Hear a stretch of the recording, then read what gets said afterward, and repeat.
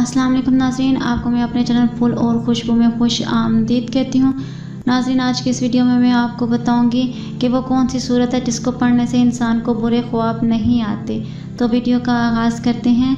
नाज़रीन, अगर किसी शख्स को बुरे ख्वाब आते हों तो इसे चाहिए कि सोने से पहले एक दफ़ा इस सूरत को पढ़कर सोए।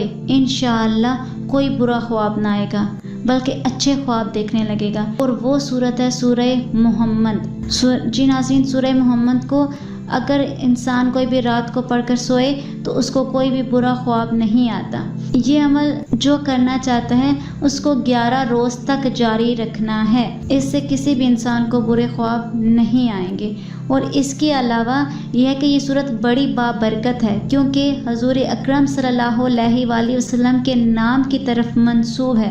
जो शख्स इसे रोज़ाना एक मरतबा पढ़ने का मामूल बना ले, इसे हजूर अकरम सल्लल्लाहु अलैहि वसल्लम की ज़ात करामी से मोहब्बत पैदा हो जाएगी। क्योंकि हजूर अकरम सल्लल्लाहु अलैहि वसल्लम की मोहब्बत ही असल दीन है। और जिसे हजूर अकरम सल्लल्लाहु अलैहि वसल्लम की मोहब्बत हासिल हो गई, वो समझे कि इसे दुनिया की सबसे बड़ी सआदत हासिल हो गई।